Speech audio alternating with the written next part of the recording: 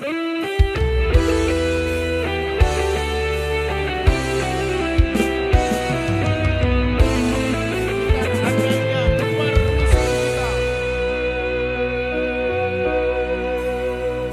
pandang-pandang adik dari seberang, cantik juga rupamu sungguh menawan.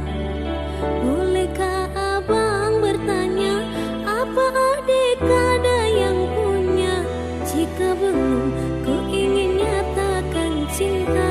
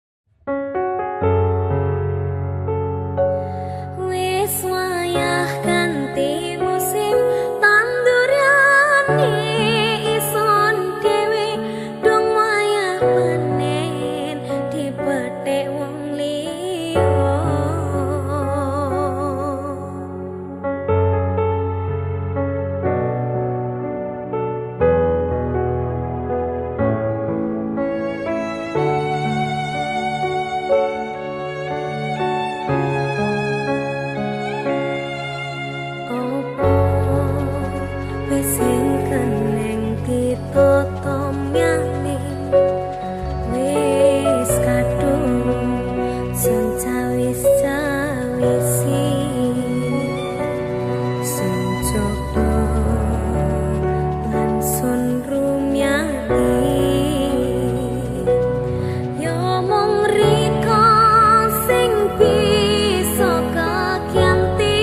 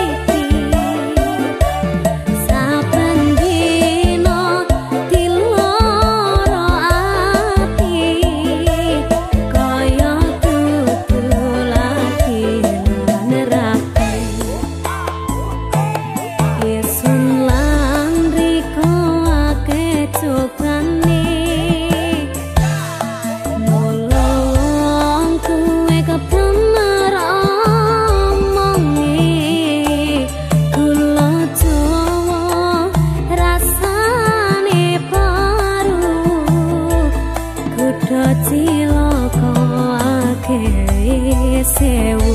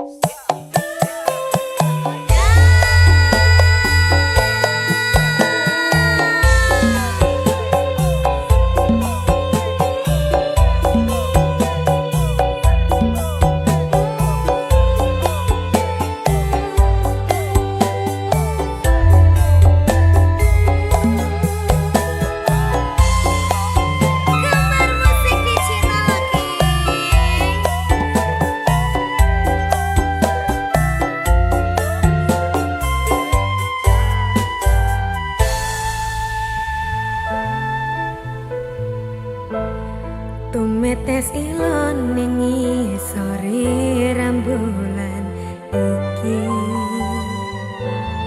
nilingi kowe sing tak tresno tresnani gambaran cerita sing wis ana ning lamunanku ra bakal nyongkong garus atiku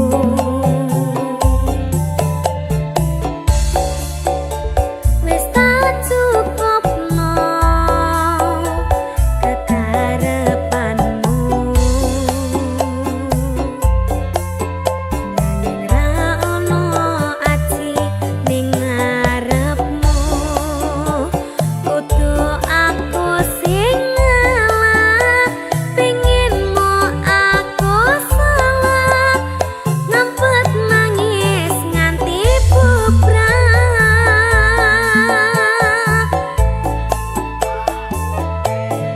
apa salahku apa salahe rasaku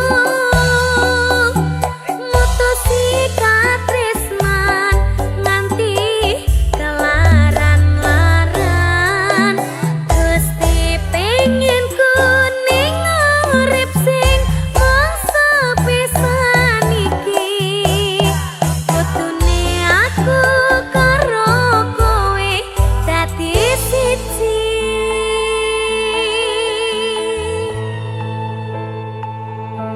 nyatane apa mbok tinggalno keronto-ronto rasane atiku tak nilakno kowe lunga pungkasane critaku wis temu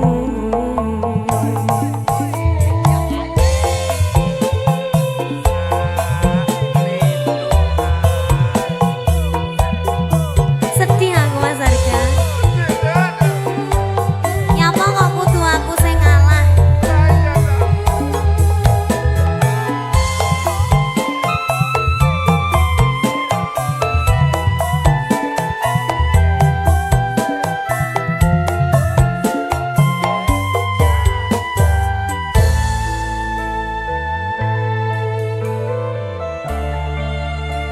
wis tak cukupno kekarepanmu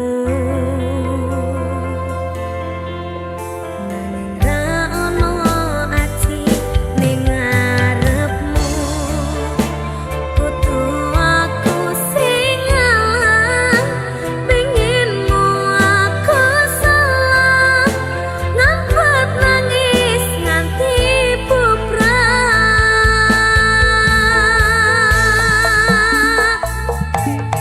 apa salahku apa salahe rasaku mutusi katresnan nganti kelaran-laran Gusti pengen ku ning urip sing mung sepisan iki kutune aku karo kowe dadi siji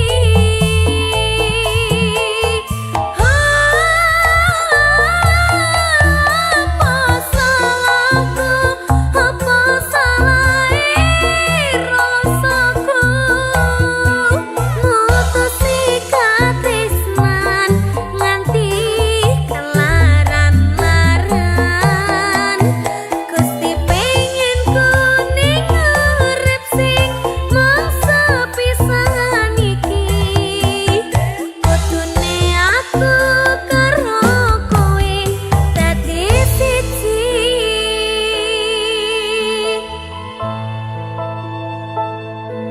nyatane apa mbok tinggalno keronto-ronto rasane atiku tak nilakno kowe lunga pungkasane crita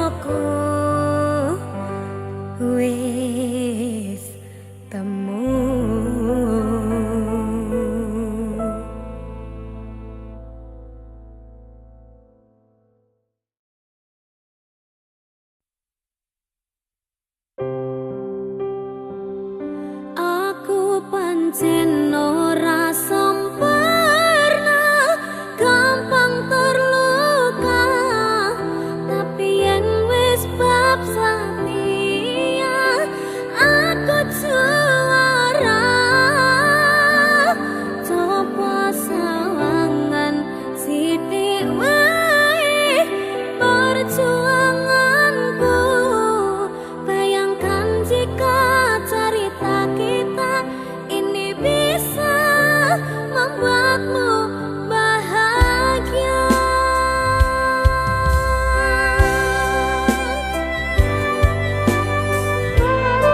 Roman.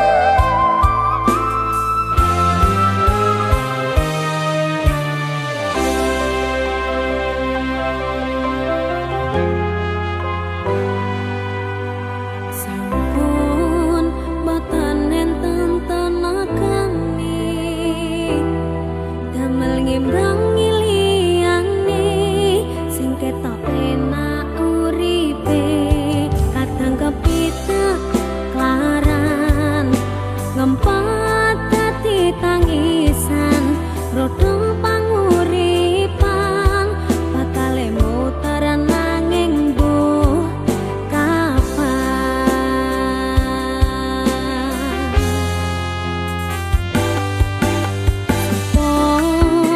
To sing pengen kaya ngene, terlahir rasuki pondo, sadar aku kalah rupa, terserah kowe sayang do aku ora, aku ra maksa, tapi yen wis bahas tresno, sing jelas aku sing selalu ono.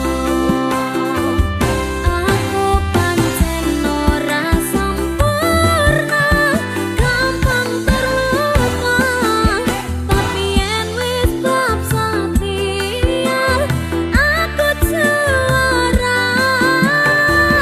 Coba sawangan sithik wae perjuanganku, bayangkan jika cerita kita ini bisa membuatmu bahagia. Pancen nasibku lahir dadi wong kiri, urip serba susah satermu apa anane, pengen cinta-cintaan ben padha karo liyane, tapi sadar diri aku ora iso piye-piye. Gandeng kowe mbutuh kiraka, sedangkan aku iki wong waras, wis kalah rupa rasuke pondo, cintaku nikat kaitan gedene rasa. Aku pancen ora sempurna, gampang terluka, tapi yen wis bab setia aku juara. Coba sawangan sithik wae perjuanganku, bayangkan jika cerita kita ini bisa membuatmu bahagia. Mas Arga, Iya, Nduk. ropang. Ropangnya artinya apa?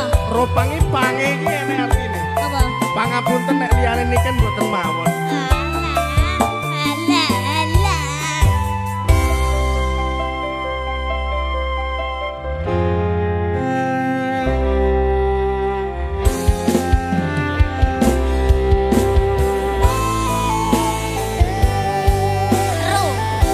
Roh.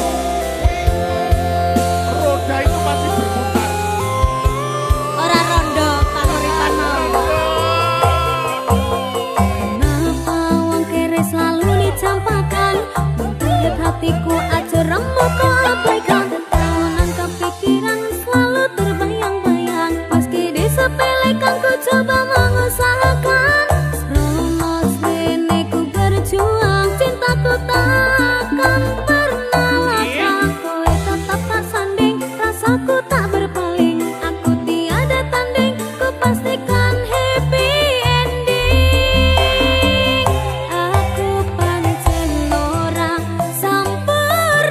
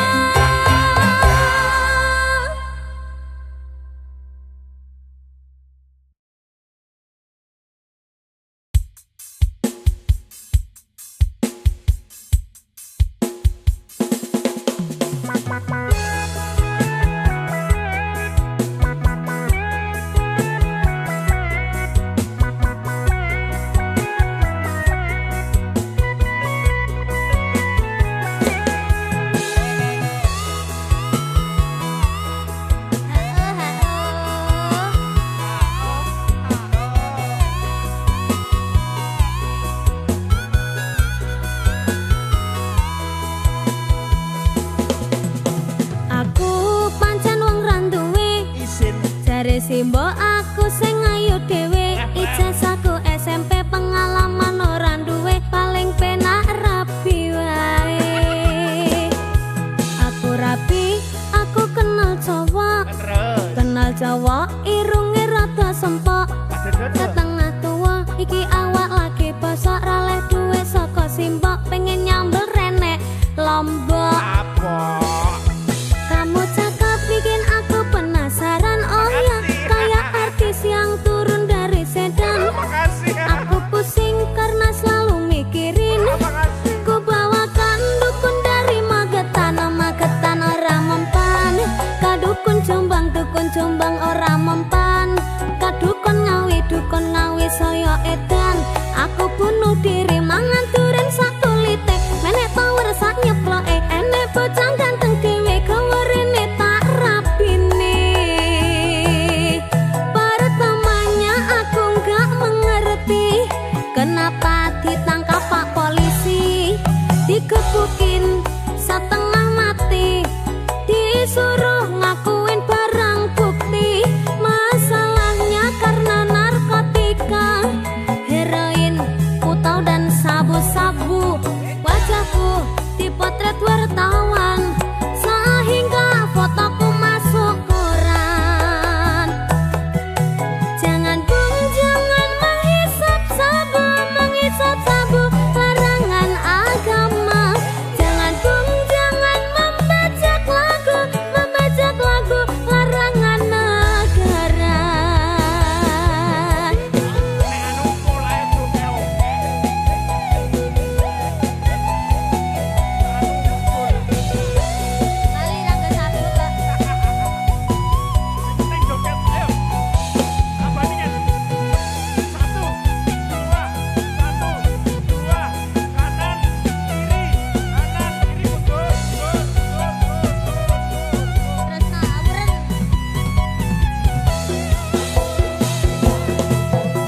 Aku pancen wong randuwe, jare simbok aku sing ayu dhewe, ijazahku SMP pengalaman ora duwe, paling penak rapi wae. Aku rapi, aku kenal cowok irunge rada sempok, setengah tua iki awak lagi bosok, raleh duwe saka simbok, pengen nyambel renek lombok. Kamu cakep bikin aku penasaran, oh ya kayak artis yang turun dari sedan. Aku pusing karena selalu mikirin, ku bawakan dukun dari Magetan, Magetan ora mempan, kadukun Jombang ora mempan, kadukun Ngawi saya edan. Aku bunuh diri mangan duren sak kulite, menek power sak nyeploke, enek bocah ganteng dhewe gawerene tak rapine. Pertamanya aku nggak mengerti kenapa ditangkap Pak Polisi, digebukin setengah mati, disuruh ngakuin barang bukti. Masalahnya karena narkotika, heroin,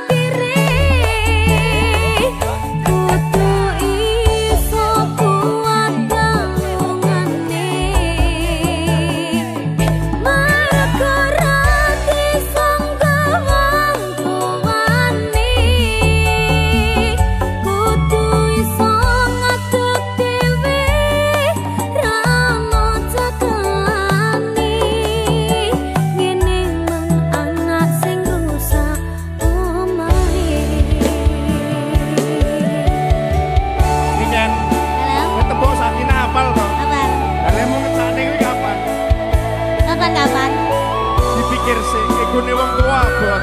Oh iya. Apa meneh lagu iki? Ayo, kaya lagu iki lho. Kayak kisahku. Alah, meneh kabeh kisahku kabeh.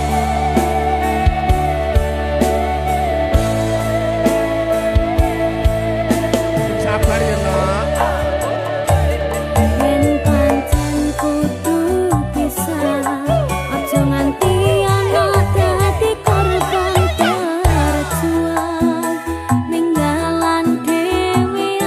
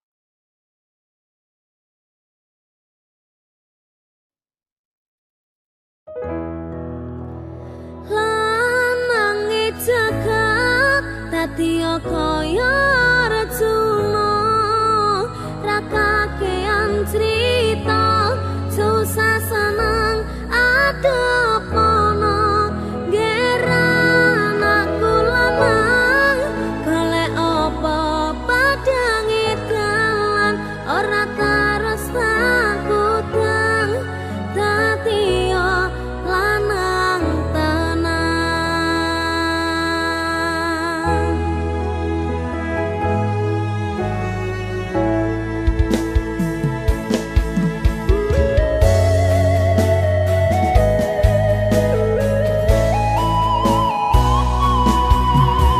Anak lanang kudu iso nyangga abote donya kabeh ora ngandhake wong tuwa tabungan ora sapira sang omong restu lan donga ngadepi pacoban sing teko.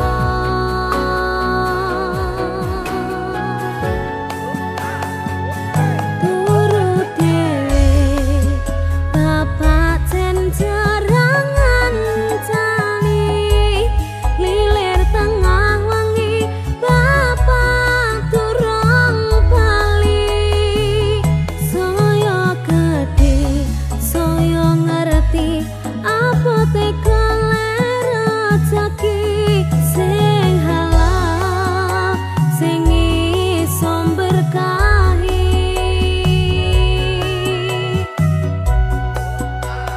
lanangi jagat dadiya kaya Arjuna ra kakean crita susah seneng adepono geran aku lanang golek apa